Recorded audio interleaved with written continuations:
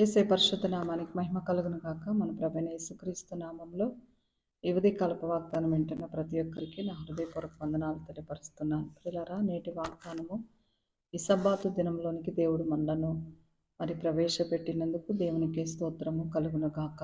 నేటి వాగ్దానం పరిశుద్ధ గ్రంథం నుంచి సామెతలు 4వ అధ్యాయము 20వ వచనము. నా కుమారుడా, నా మాటలను ఆలకింపుము, నా వాక్యములకు నీ చెవియొగ్గుము. ప్రియులారా, ఈ ఉదయకాలమందు దేవుని సంగమా, ప్రియబిడ్డలారా, దేవుని పిల్లలారా, దేవుడు చెప్తున్నటువంటి వాగ్దానములను వింటున్న వారులారా, ఈ ఉదయకాలమందు దేవుడు మనలను సబ్బాతు దినంలోనికి ప్రవేశింపనేశారు.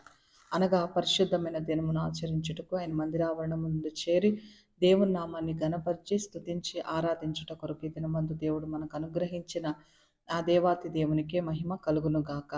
ఈ యొక్క ఉదయకాలపు దేవుని వాగ్దానము, నా కుమారుడా, నా మాటలు విని నా యొక్క ఆజ్ఞలను గైకొనుము అంటున్నాడు. కాబట్టి నా కుమారుడని దేవుడు సంబోధించినప్పుడు ప్రతి ఒక్క బిడ్డ కూడా, ప్రతి కుమారుడు, ప్రతి కుమార్తె, దేవుడు అంగీకరించినటువంటి ప్రతి ఒక్కరూ, దేవుని రక్తంలో కడుగుబడిన ప్రతి ఒక్కరూ కూడా దేవుని మాటలు వినాలి అని, ధర్మశాస్త్ర గ్రంథమందుండు ప్రతి వాక్యములను వినాలని దేవుని యొక్క కోరిక, ఆశ ఉంది. కాబట్టి ఈ ఉదయకాలమందు ఆయన వాక్యములను విని ఆయన ఆజ్ఞలను గైకొని ఆయన చిత్తానుసారంగా ప్రవర్తించాలనేటువంటిది దేవుని యొక్క ముఖ్య ఉద్దేశం.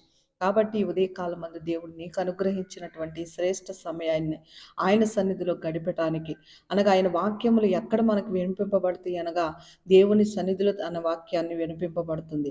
అనగా తన యొక్క జీవజలపు దారలు, అనగా దేవుని యొక్క వాక్యం మనం ఎక్కడ వింటాము అంటే దేవుని మందిరములో మాత్రమే వింటాం. ప్రియులారా, ఆ మందిరమందు విన్నటువంటి వాక్యములను గైకొనాలని దేవుని యొక్క వాక్యం సెలవిస్తుంది. కాబట్టి ఉదయకాలమందు దేవునకు మందిరమునకు నీ కుటుంబం అంతా కూడా వెళ్ళినట్లయితే దేవుని ఆశీర్వాదాన్ని పొందుకోబోతున్నావు. ఈ వాగ్దానం దేవుడు దీవించును గాక. ఆమేన్.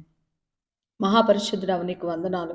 ఈ ఉదయకాలం మంది ప్రియ బిడ్డలతో మాట్లాడిన దేవా స్తోత్రాలు. నా కుమారుడా, నా మాటలు వినుము, నా ఆజ్ఞను గైకొనుమని వాక్యం సెలవిస్తుంది. నాయన అయ్యా, నీ మాటలు గైకొనేటువంటి వారు ఈ లోకంలో, ప్రపంచంలో నీ రక్తంలో కడగబడిన వారు అనేకులు ఉన్నారు.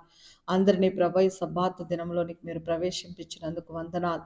అయ్యా, ప్రతి ఒక్కరిని మందిరానికి నడిపించండి. కుటుంబము ద్వారా ప్రతి ఒక్కరు నాయన నీలో ఎదిగి ఫలించి అభివృద్ధి పొందులాగున సహాయం చేయండి. 40 దినముల సిలువ ధ్యానంలో ఉన్న ఎవరైతే, ఎంతమంది అయితే ఉపవాసం ఉండి కన్నీరు కార్చి ప్రార్థిస్తున్నారో ఆ బిడ్డల యొక్క ప్రార్థన ఆలకించి అంగీకరించమని ప్రభా తండ్రి, ఎలాంటి సైతాను శోధన లేకున్నట్లు, సొమ్మసిల్లిపోకున్నట్లు, నీరసించిపోకున్నట్లు బిడ్డల్ని మీరు బలపరిచి స్థిరపరిచి ముందుకు నడిపించమని మా ప్రభును, మా రక్షకుని యేసు అతి పరిశుద్ధమైన నామములో ప్రార్థిస్తున్నాము తండ్రి.